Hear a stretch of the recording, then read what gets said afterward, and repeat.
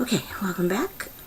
This is another Vlogmas video. This one is going to be on the Egyptian Scarab Oracle by Tracy Regula, which I'm pretty sure I'm saying incorrectly, pronouncing incorrectly.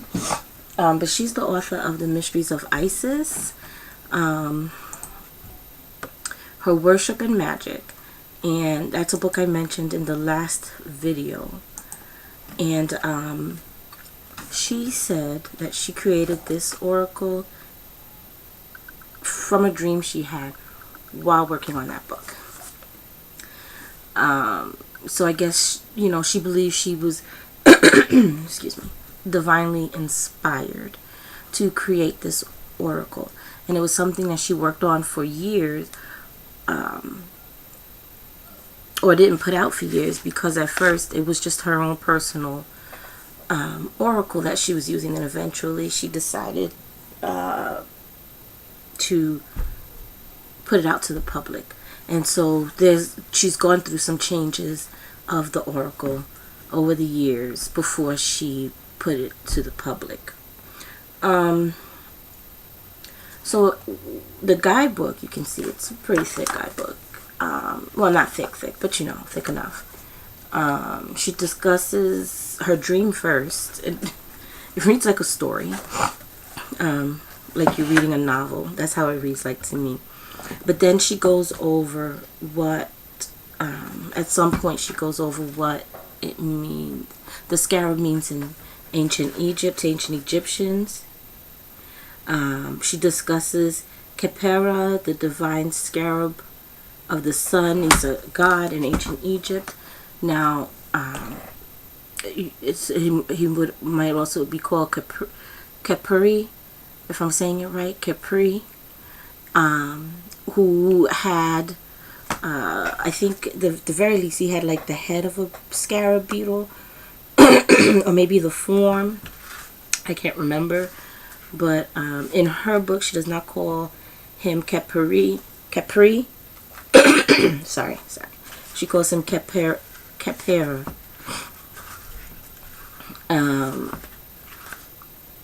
She discusses then the magical scarab outside of Egypt. And then she has also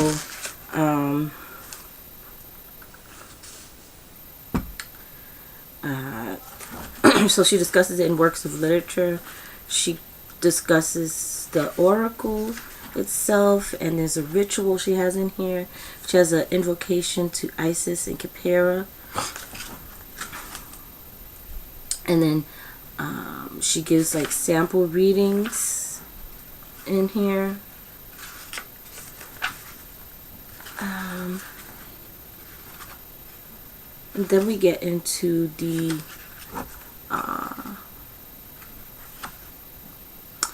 each symbol themselves. So she'll have here what the symbol looks like on the scarab, and the meanings, the different meanings of, you know, depending on where, you know, what you're discussing. So if you're talking about love, if it's money, career, family, health, spiritual path,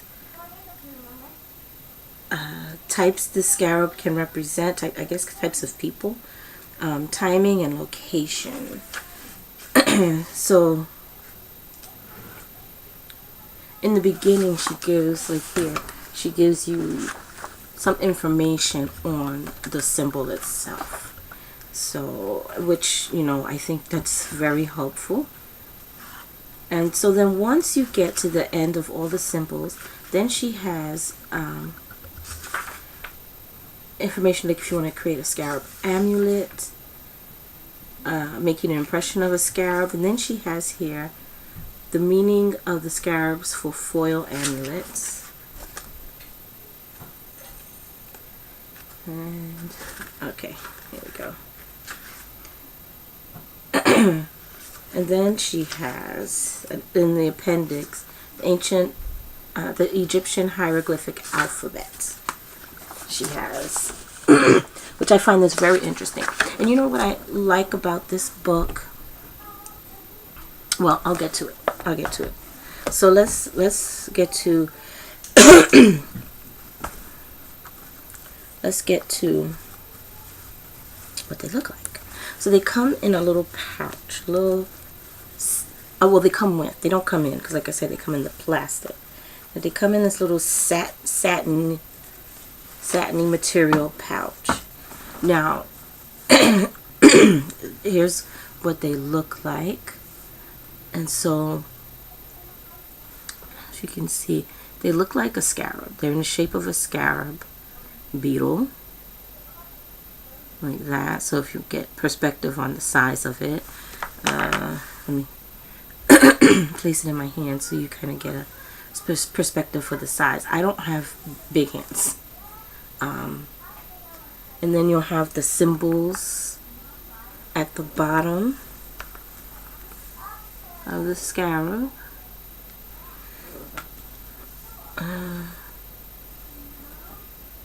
Let's see. So I think I'll show all of the scarabs.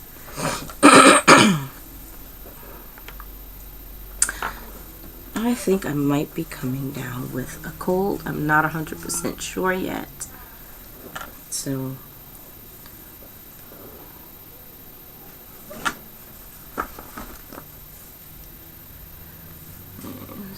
we have here.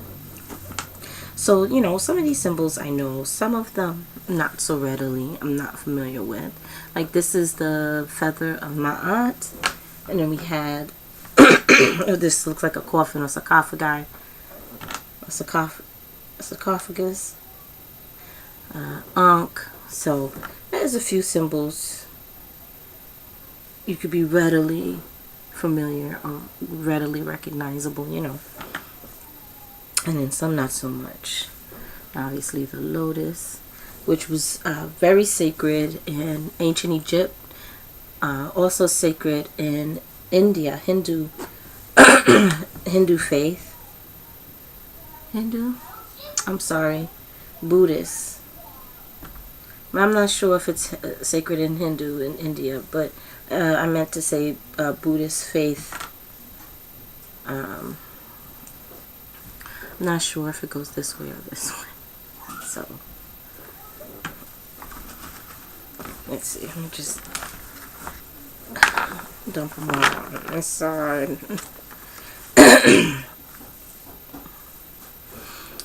We have stars, which I don't know if that's, you know, stars were used a lot in ancient Egypt to, they did know their astronomy.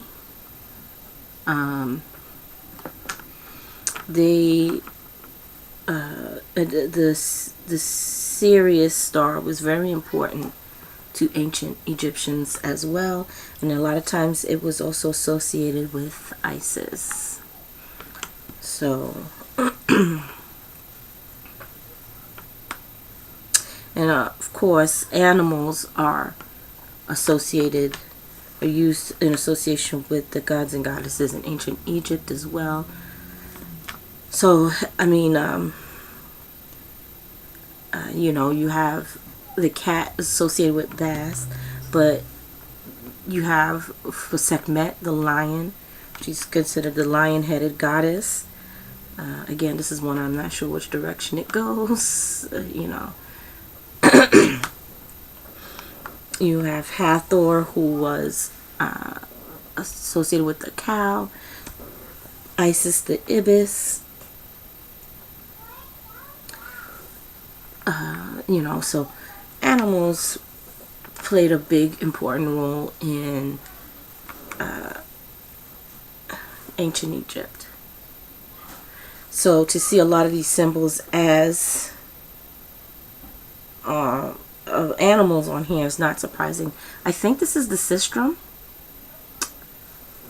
which is an instrument sacred to Isis, and if I'm not mistaken, probably I think Hathor as well. I can't 100% remember, but so oh no, we missed some. I knew we missed some. Okay. And Final one is the throne, which is a symbol for Isis in ancient Egypt. I think that is her hieroglyph. I'm not 100% sure. But, so, what I like that this book did is, like, in giving you these hieroglyphs,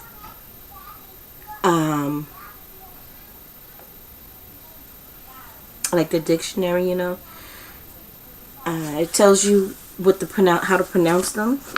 I'm sorry, not necessarily how to pronounce them. Like you don't need to know how to pronounce like the feather or the reed. You don't need to know how to pronounce that, but you need to know what the pronunciation of reed stood for.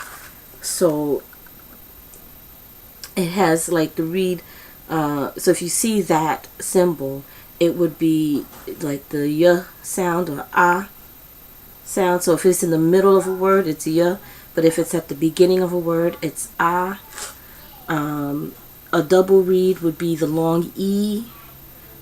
You know, the two strokes would be an alternate form of the double e for like the double reed.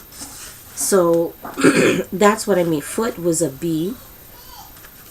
An owl was an M. So I like that it gives you that. But what I like about this, and it talks about it in here, making your own divination scarabs. Now what I'm going to say is this material is not the best. It's like plasticky, like not a soft plastic, but I mean, if you push hard enough, you can kind of bend it. But it's plasticky. It doesn't feel great, or rubbery, like rubber. It doesn't feel great. I mean, it feels okay, you know what I mean? But it's not something that you would think is substantial. What I would say is, and I've seen a review on it, but where someone, you know, said that same thing. And I agree. It doesn't feel quality made. But you can make your own using these as your basis. You can make your own. You can get like those little pebbles. Do I have any in here? I don't think so. Those little glass pebbles that you see like in craft stores, or stores like Walmart has them in their arts and crafts section, or their you know, where you can purchase like fake flowers and plants and stuff in Walmart. They have those pebbles in there where you can, I use them in vases that I hold my makeup brushes in to give them lift. And or you can use pebbles. You know, they sell pebbles too, like rocks and stones. You can collect your own rocks and stones, and you can paint your own ones, like I've seen people do with the witches' runes, or runes, you know, like Viking runes and stuff like that. You can create your own, and this is a great guidebook to use for that. And then you can also use other symbols as well. You don't have to stick with just what they have in here. You can use other, let me see,